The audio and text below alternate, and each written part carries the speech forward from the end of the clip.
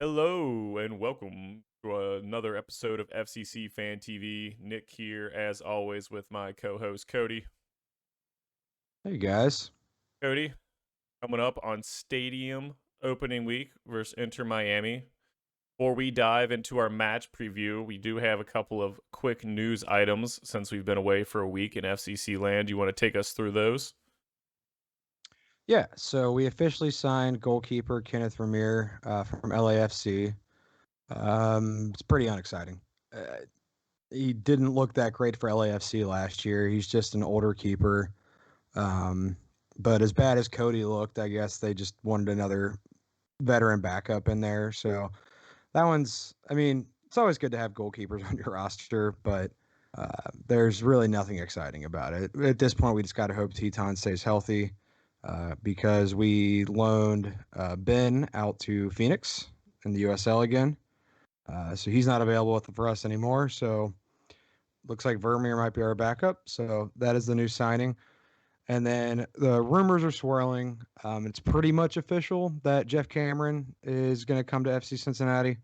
Um, you know, he's got his own problems with his political beliefs that people have issues with, which is fine. But setting that completely aside, you can't. None of us can argue that FC Cincinnati needed help on the back line, which you would assume he's going to bring kind of at least an instant relief. He's a little past his prime, but we are talking about someone that's made over 50 appearances for the U.S. men's national team. He's been in England for the past few years. You would assume he can come in and at least bolster, provide depth, whatever it may be. I'm at least happy the front office is out there still knowing they need to address this back line. So those are the two bigger news dumps, I would say, in the week that we've been gone. Yeah, I'll touch on those. So Vermeer, like I think we touched on it when it was rumored. I'm not terribly excited. I didn't think he was that great for LAFC. Lost his job to No. Cincinnati, who was, I guess, they thought was better. I will say, like, veteran presence probably looked better than Cody Cropper, even in his games. A little more comfortable, I believe, with playing the ball out of his feet. Came up in the Dutch system. Obviously, that's where the connection were. So, of course, we signed him. So, it is what it is. I stinks he's on an international slot. I wonder if he's got some green card magic in the works or if the front office knows something. But with us also in a corresponding move placing Vanderwerf on the injury list, who's not able to come back, I think until near the end of July. So we have the spot to burn right now. Correct. So is what it is. Hopefully there's other stuff working to where obviously maybe the front office knows more than we do in this case with green cards and things like that. I don't like burning another international goals like slot on a goalkeeper or just on anything like that in general. But, it seems like an okay move. I assume we're probably not paying him much since he was waived and released by LAFC. I think they have to eat part of his salary if I'm not mistaken. I don't know how much, but I can't imagine he's that terrible of a budget hit for us. And then Geoff Cameron, honestly, probably the best upgrade right now we can make. He's will count as a domestic since obviously you just said he plays for the 50 starts for the U.S. men's national team. Probably the best upgrade we can make right now with all the windows elsewhere being kind of what they are. And I think it'll be a perfectly fine signing. That he's shown he still has some legs in him. I think he played in 34 games for Queens Park Rangers this year in the championship. I mean, and that's a very physical league. So I have to imagine he'll be able to handle MLS. I can't assume he'll start every game, but even if he's out there for 20 of the remaining or so games for this season, it should be a big boost to that back line just from a communication, leadership, and just kind of has the little MLS experience too, obviously, from back in the day. It's been a while, but um, Yeah, I mean, he had over 100 appearances for Houston, including I don't know. I think they've only been to one MLS Cup, but I know he was on they went to the MLS Cup against Galaxy and lost. Off the top of my head, I don't know if Houston's been anymore, but he was there for that. So I mean, he's also had success in the MLS as well. yes, and like I said, I think as a player, it's a perfectly fine signing. I think they even said he might be able to spot in at the six occasionally if needed. So I imagine he'll be 95% of the time, though, at center back, and six would be kind of an emergency just because we need center backs at this point over that. Well, we need both, but digressing Yeah. there, I think him on the back line would hopefully be a big help on the veteran leadership aspect. Is we need someone solid back there, and I think it'll be a great pickup in that aspect. Yeah, I completely agree. So let's turn Even our if no, you're fine. I was just gonna make I was gonna make a bad joke about. So if you don't know who Jeff Cameron is, you can. We're not gonna go dive into it, but you can go on social media and find out. He's very politically sided on one side of the political aisle, and that raised flags with a lot of supporters, yeah which I said, like I said before, is perfectly fine. Everyone's entitled to their own opinions, either which side you're on. But we need backline help. So I don't really care who we put back there as long as they can help the backline at this point. yeah we're signing him to play soccer. Like Correct. that's I'm just gonna leave it at that. Yeah, So no, you're exactly right. so moving on, let's take a bit of a look at this week's opponents. Inter Miami coming in currently on 5 points. Win over Philadelphia, a couple of draws. Currently playing in about -1 minute kickoff the night we're recording Wednesday against Montreal. So we'll see if they come in on that. What do you think about Inter Miami coming into this game? They're an interesting team. They have 5 points so far through 4 matches. We'll see what happens. They're playing tonight, which I think, if anything, should help us. They're going to be on a 3-day break. They're already a very injured team, everything's kind of pointing to, hey, this should help us with our home opener. On the flip side, the 4 matches they've played so far have been Galaxy, Atlanta, Nashville, and Philadelphia. So all pretty good teams. Yeah, and they played. So yeah, I'm not quite sure what to make of that schedule yet because obviously they caught Atlanta and Philly in CONCACAF Champions League weeks too, I believe. So you don't really know what to fully take from those because they're playing against teams on 2 games in a week. They lost to the Galaxy, which have been solid to start the year, but if not spectacular. Well, Chicharito's been spectacular, but It's you'll been get it's the LA Chicharritos right now. yeah, If he declines, they go right back to being as mediocre as they were yeah, last year. and But he's lit the world on fire to start the beginning of the yeah, season. that was a 3-2 loss. Drew Nashville 0-0. Beat Philadelphia. Beat Philadelphia 2-1 off of 2 late headers from the Higuain brothers. They do have both of them, Pippa and Lowe. And then Atlanta was a 1-1 draw. Oh, that was frankly, I watched most of that game. Not very exciting for a few No, moments. the only exciting part was the actual return of Joseph Martinez. Yes, who was inadvertently not closed down by Shawcross coming into here. So that was great. Hope that defending stays up for us when Brenner's in the Yeah, box. But yeah, so like you said, it's kind of they have it's hard to make out what kind of team they are at this point. yeah, they play the 4-2-3-1. That's been since the formation for all the games. Pretty much the kind of same lineup. I can flip over because actually we do have the lineup that they have tonight lined up against Montreal. We can kind of talk about some of the changes they're making due to the injuries. They see old FC Cincinnati player Victor Yoa lining up at right back, if that tells you anything about kind of where the injuries are striking this team. Kelvin Leerdam showed on the bench here, but I think they said he might have tweaked a hamstring. Figal tweaked a hamstring on the back line. Who else was it then? And Robbie Robinson, the super draft pick from the same class as Daryl DK, who they've liked this year, has looked good, also tweaked his hamstring. And I think re-injured it in the last game they put him on. And he pulled it again. So bit of a hodgepodge there across that back line. Shawcross was brought in this season. I don't know if he was kind of in the start, but it's the midfield and the attacking players have kind of been the same here. It's kind of the heart and soul of this team. And us catching them on the back day with 2 33-year-old players in Blaise Matuidi and Gonzalo Higuain up there, it could definitely help us. They've just kind of, yeah, like you said, they've been a very strange team. They don't really get at you offensively despite having scored some goals. They've been a lot of them off of a lot of crosses, set pieces. I think a penalty was even in there for Higuain. They don't really attack you with any sort of width, which kind of makes sense because they don't really have any natural like attacking fullbacks or anything like that. Lewis Morgan, I think, probably even with Gonzalo Higuain on this team, is probably their best player. Led the team in goals and assists combined last year. Very dangerous down the flank, kind of speed, but they don't necessarily always go to him.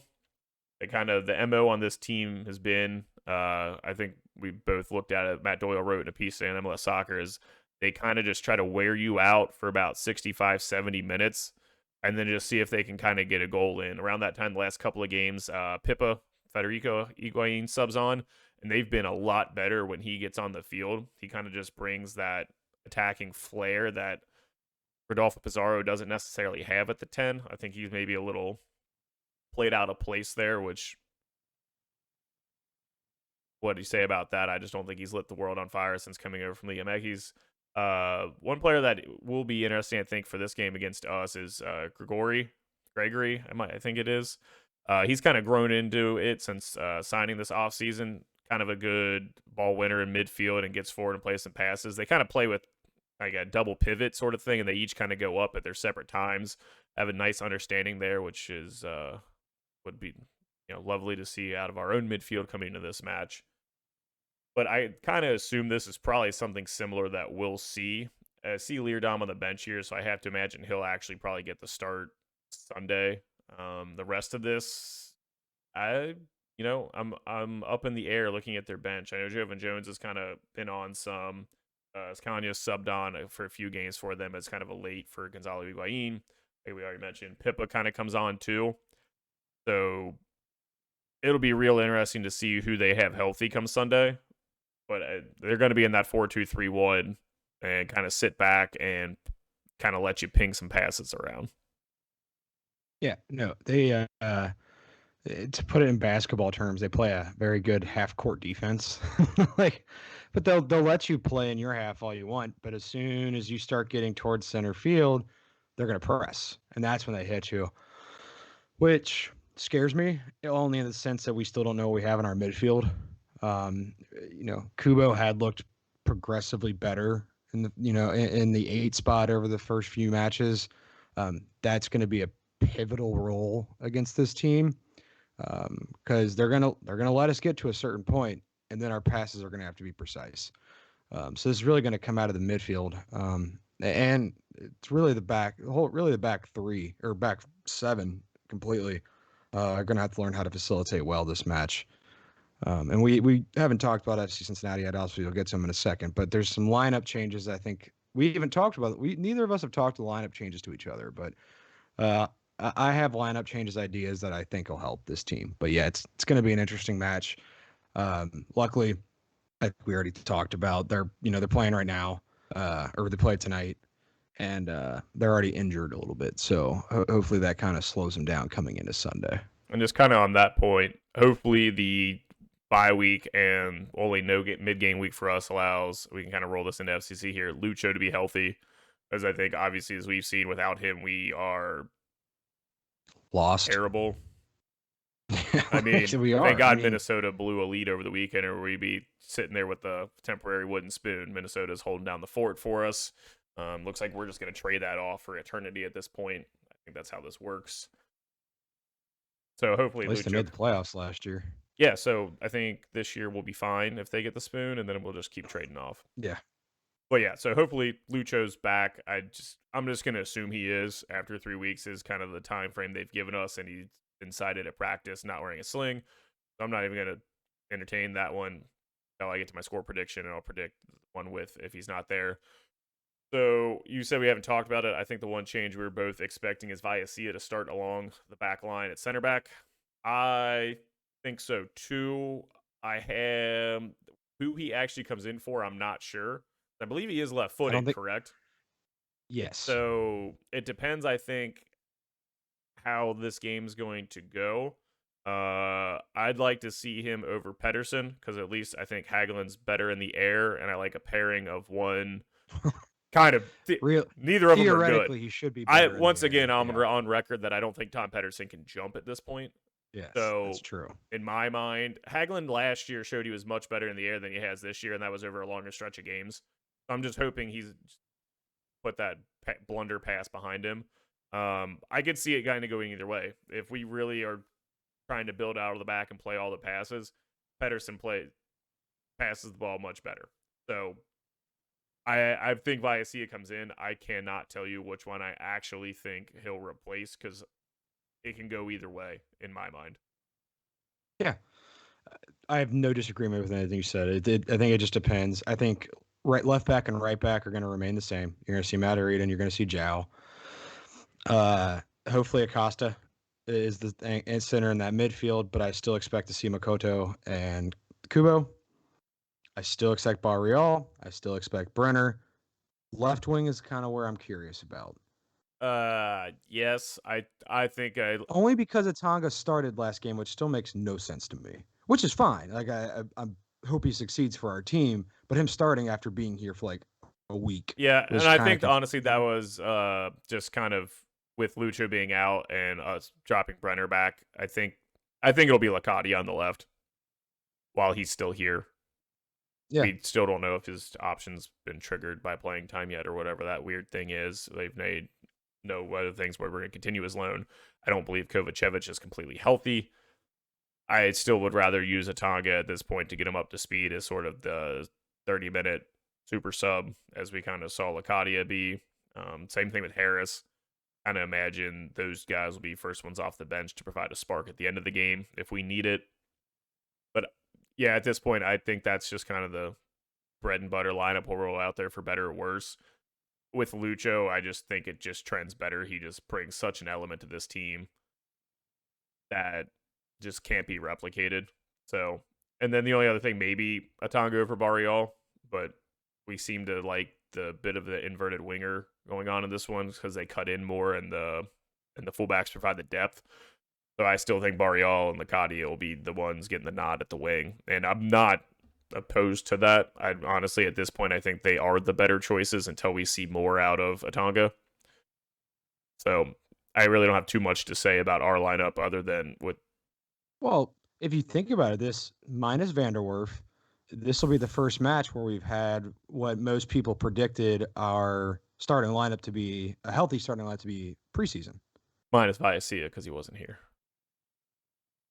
Well, okay, let's say minus the center backs. Yeah, yeah. Take out the center backs, but every other position you're pretty much looking at what was expected come a healthy first match of the season.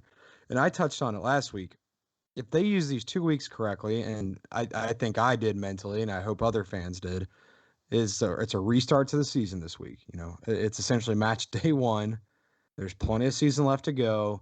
There's no reason to have a complete doubt yet. I know those first three rough matches were rough, but first home match, you're playing a team already playing a game midweek that's hurt. You should have your This guy back in Lucho. this has to You be should this have has to be points. One without a actually, doubt. it should be. It has to be 3 points in my mind. Anything less than three, I don't disagree.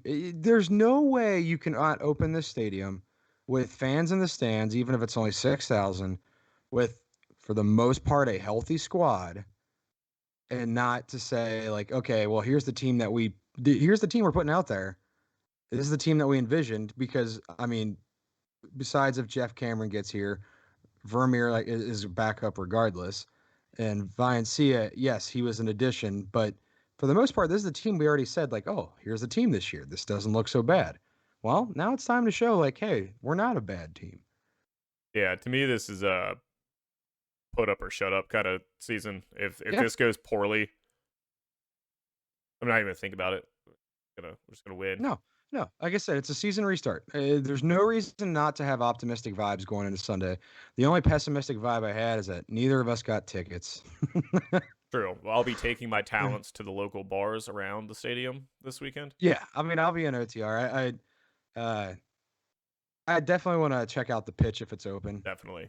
Uh, Yeah, just be. actually, I would say that we'd probably watch it at the pitch if it's open. It should be. Yeah, they're gonna open Saturday actually as like a Yeah, soft open to be ready for Sunday. So yeah. So I imagine that's where we'll watch it. If any of our 10 listeners like to join us, we'll probably be at the pitch. I would imagine. I know we're gonna stop at Taft's. yep. Check out the Um, Briogade.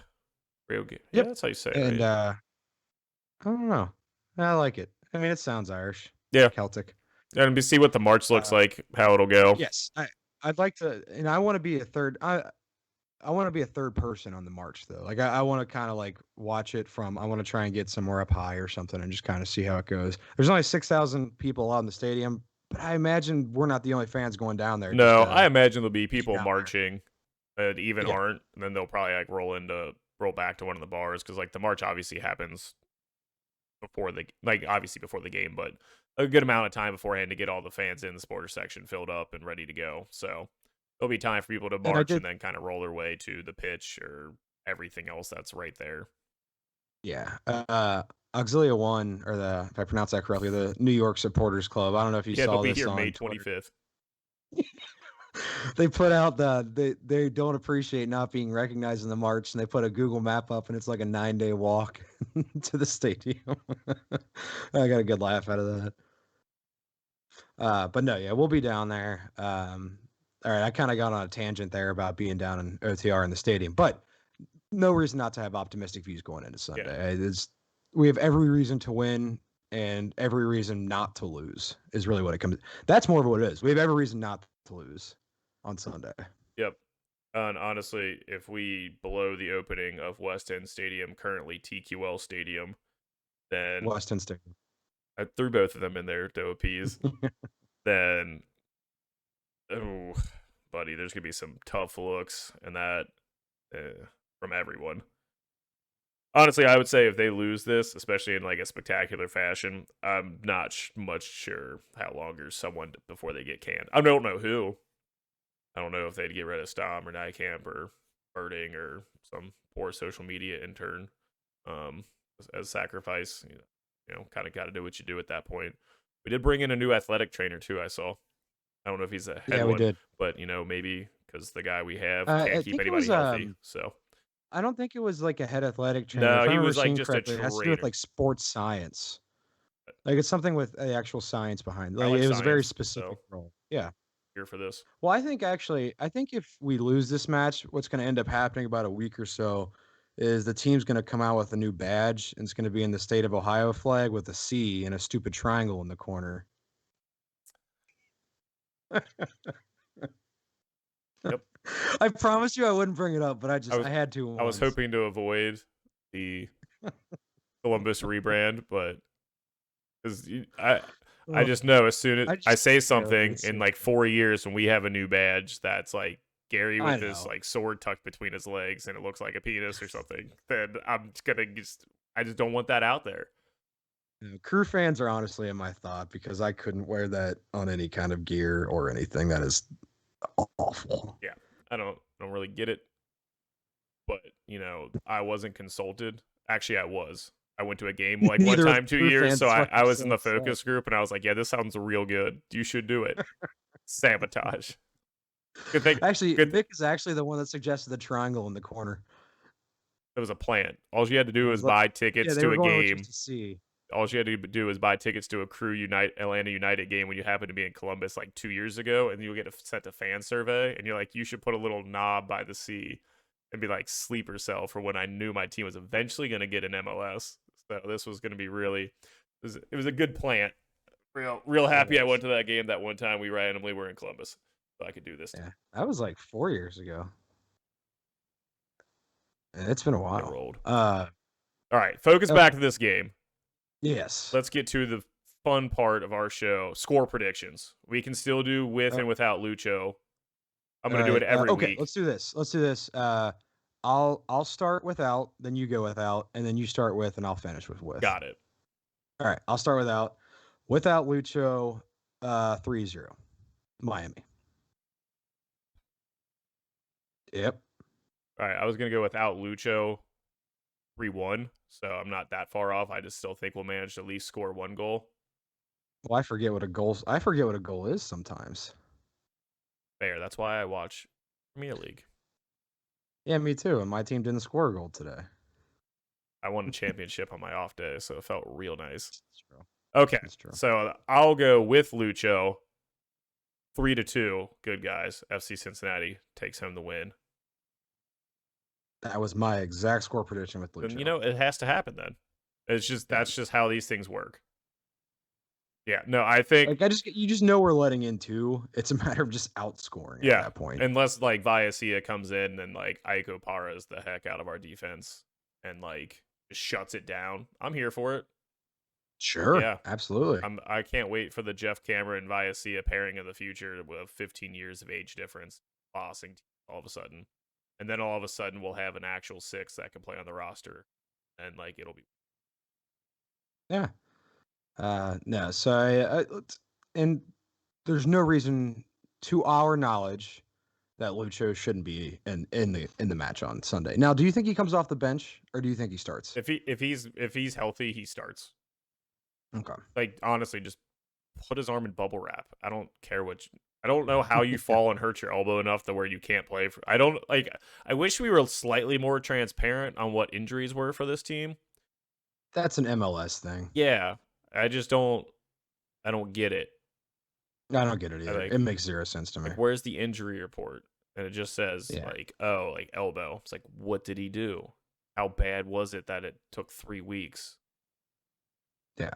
It drives me insane. And it was like actually USL coverage was kind of better, but it's every MLS team. I don't know if there's some kind of clause out there like where they can only release injuries like At scarcely least if once a they're going to week. be like this, at least take the hockey route and go upper body, lower body. Like just cut him right in half, and that's it. Like, yeah, he Yeah. got an upper body injury. Like, oh dang, okay, he'll be out a couple games. Like, I'd accept it. The more vague it is, the more willing I'm gonna accept it than like slightly specific, but actually no one will tell us what he did. No, I think we're also spoiled because any other major league of anything in the at least in the United States, and we'll say at least the major soccer leagues in Europe, like if somebody's hurt, well, within minutes, like it's this injury. You have doctors like on Twitter, like they're going to be out this long. Like we're just so used to information being right there, right away that like I don't know how MLS gatekeeps it, but man, do they do a good job of it. And it's not for anyone that doesn't pay attention to a lot of just MLS in general, it is not just FC Cincinnati that does this. It is every MLS team. You cannot find information. You might get away with it in the LAs and New Yorks where, they have 20 million reporters to cover everything. But besides that, there's zero information out there on a lot of stuff. Yeah, like It's not honestly, just like injuries, it's just as club someone who news like half the follows the time. NBA and NFL, like there's an injury report like daily Yeah. that is just like someone they have to put out for like fair play Well, stuff. even say Premier League though, if someone gets hurt, within after the pretty much after the match, Yeah, something he had a to knock. where but it's a knock that'll keep him out for at least, 5 Yeah, matches. he got a knock, man. He picked up a niggle. I don't. Oh, Montreal just scored. Go. Maybe they're gonna come in beaten, defeated, sad. Maybe they'll rest Gonzalo Higuain. I'm here for it. I don't think he's really rested yet. No, he doesn't play the full 90 typically though. No, but he's But they also also not don't really have young. any depth right now besides their academy product as Ghana up front. That usually comes in for him. Like I said, with Robbie Robinson, not even on the bench here, I can't imagine he'll be ready to go. Or maybe he will. Once again, Robinson they're expecting back in June. oh, that long. Yeah. Okay. Well, I think I'm breaking MLS news right yeah. now. Insider. You called Bex? Fatma. No, it's Fatma. Oh, I still have Beck's phone number from my copy of David Beckham Soccer for PlayStation 1. It actually came with a copy of his phone number. You could text and be like, hey, Bex, what's up? Oh, nice. Yeah. And then I also tried to text him again, like, hey, maybe you shouldn't sign that fourth designated player and completely screw your team over. But, Oh, they did well, that too. So, why didn't you just say you had that number in the beginning? Because we could have just pranked. That would have been the whole show. mm, We just prank called David Beckham the entire time to a number I'm sure does not exist anymore. we'll add that. And And the next episode, we'll call Soldier Boy, tell him like, from the number he gave us on Kiss Me Through the Phone. we're just gonna have an episode of famous people that have sent out their phone numbers. And we're just gonna keep hitting it up. Perfect. Well, I think, Cody, that is the perfect way to wrap up this episode with Prank Call Hour. So, Yeah, I don't even know what we actually talked about, but what I do know is before you just kind of wrap us up, there's once again no reason we shouldn't win this match Sunday. So I hope everyone's watching. 4 o'clock, nationally televised. We didn't mention that at all. oh, yeah, we on the Fox. That reminds me, I need to record it on YouTube TV. instead of just hoping We to catch the stream because I'm gonna need to rewatch that. Yeah. So nationally televised, 4 o'clock on Sunday, opening of West End Stadium. Let's go, guys. Just we need 3 points. Let's go do it. That's all we're asking for. A win. And I don't feel like it's too much to ask for well, we've sometimes. gotten 1 point out of the last 24 week opportunities. Like we're due. We're Yeah, due. It's the city's due. It's magic. I don't know. The Reds are okay. Yeah, they're 500. Yeah, Yeah, they're fine. We got Jamar Chase. We're good. Yeah, no, I mean, new uniforms. All right. Gonna end it there before we just keep rolling off on this random tangents. Welcome to the Cincinnati talk show. Tangent episodes. Yeah, Mo Egger, watch out. We're coming for you.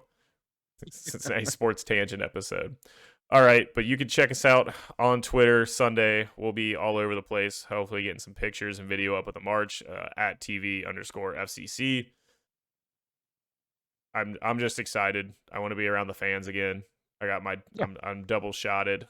I'm going to be down there with my sweet Pride mask. Going to hopefully be having a few adult beverages, and I'm hoping to celebrate a win, and we're going to come away with it 3-2. Good guys, because of Lucho. All three of them. Hat trick. Let's go. Before we go, one more thing on the predictions, because we both said 3-2. I don't care about Miami's goals. Who scores the 3 for FC Cincinnati? Lucho, Brenner, and Lacadia. Yeah. Okay, which I'm fine with. I was actually going to throw a switch one in there. I was going Lucho Brenner. I'm saying Hagelin gets a header. Ooh, I'm here for it. Yeah. Yep. I'm perfect. Which way is it going in, though? Is he one of the 2 Miami goals? Like, that's his next level of secret agent?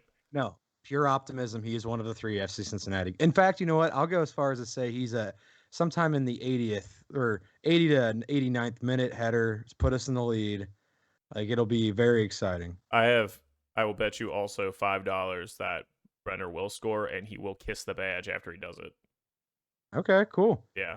I hope he scores when we're facing the Bailey for whoever. Someone better kiss. All I'm saying is someone better kiss the badge. It's the home opener. You just got it. I don't even care how long. Brenner's here for like 2 seasons and he's sold, but kiss player for life. That's all we need. Yep. Someone just pretend. We know it's not going to happen. It's MLS. There's barely players for life if you're young and good. Just give us that one sweet moment of satisfaction. That's all I need. Oh, yeah. Put a smile on our face. All right. I'm calling it. We got to go eat. I will see you Sunday. Yes. And we will talk to you all early next week, recapping FC Cincinnati's amazing win at the opening of West End Stadium, currently TQL Stadium. And Manchester City as Premier League champions. Have a good night.